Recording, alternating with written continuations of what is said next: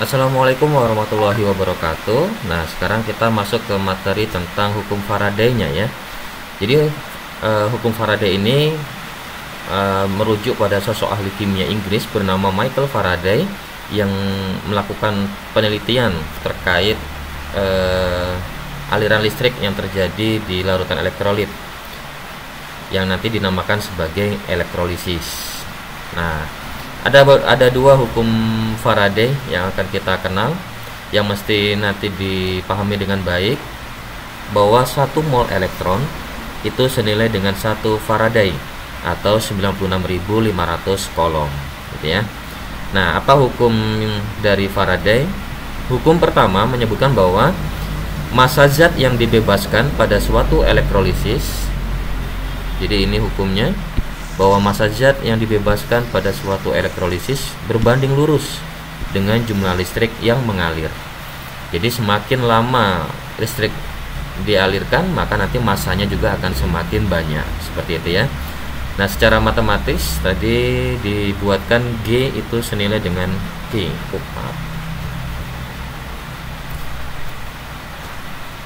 Nah, apa itu G? G itu adalah massa, satuannya gram, Q itu adalah jumlah listrik yang digunakan adalah Coulomb. Nah, apabila jumlah muatan listrik merupakan hasil kali kuat arus dengan waktu, maka nanti, jadi maksudnya gini, jadi Q itu, jumlah listrik itu punya rumus I kali T gitu ya. I itu adalah kuat arus, T itu waktunya harus dalam detik. Maka untuk mencari massa nanti bisa dijadikan rumusnya adalah I dikali T. Ingat ya, I itu kuat arus, T itu waktunya tapi dalam detik. Ingat, waktunya nanti dalam detik. Jadi kalau menit atau jam diubah ke detik. Nah, di sini ada sebuah persamaan untuk menghubungkan antara muatan listrik tadi dengan Faraday dan mol elektron. Maka akan didapatkan rumusnya, ini dia.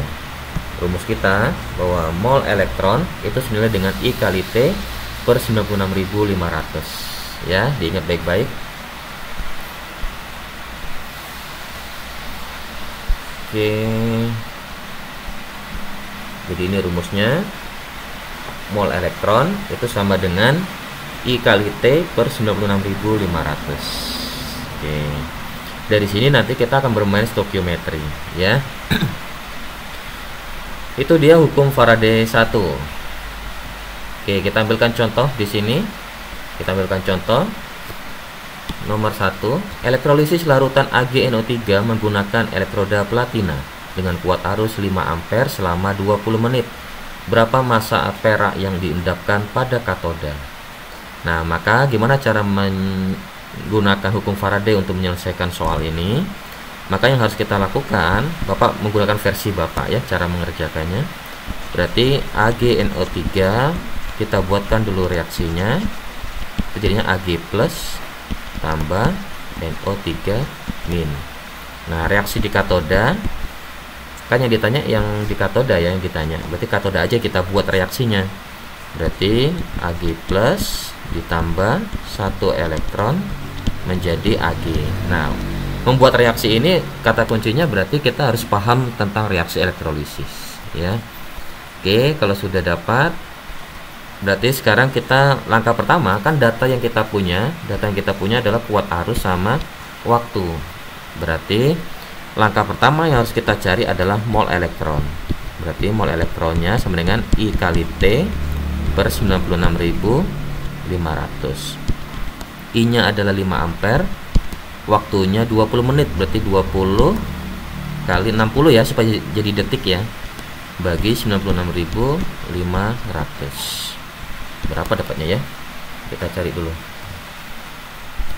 Berarti 5 kali 20 kali 60 dibagi 96.500. Berarti dapatlah 0,06 mol elektron. Oke, langkah kedua berarti kita cari yang ditanyakan sekarang adalah massa perak. Berarti kita cari mol Ag. Perak itu Ag. Pakai perbandingan koefisien. Berarti ini nih. Berarti sekarang posisinya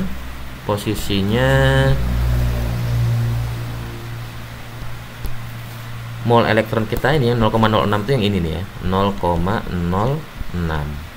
Nah, sekarang mau kita cari adalah mol dari Ag. Mol Ag-nya berapa?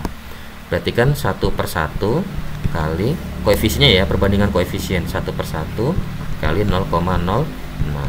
Oh, berarti kebetulan sama ya, berarti 0,06 mol Ag. Langkah terakhir tinggal cari masanya pakai rumus stokiometri biasa. Berarti massa Ag sama dengan mol kali AR-nya ya. Berarti 0,06 kali AR Ag adalah 108. Berarti jawabannya adalah 0,06 kali 108. 6,48. 6,48 gram. Oke, selesai. Hanya seperti itu penerapan hukum Faraday 1 untuk perhitungan massa endapan ataupun nanti volume gas bisa dicari ya. Intinya pakai stokiometri. Terima kasih. Contoh kedua nanti akan Bapak lanjutkan di video berikutnya. Assalamualaikum.